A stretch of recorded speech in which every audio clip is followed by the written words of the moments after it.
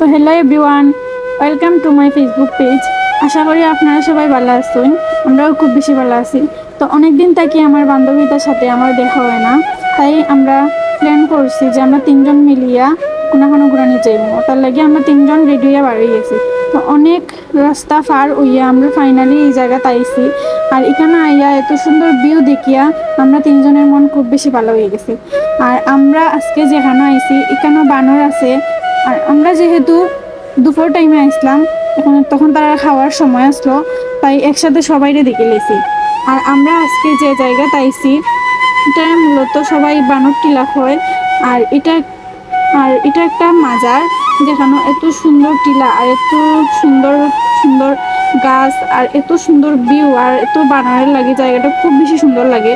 তারপর বানরের নাচ গান দেখিয়া, তারা খানি খাইছো নতা দেখিয়া, তার লাফালাফি দেখিয়া আমরা আইসলাম একটা চা বাগানও।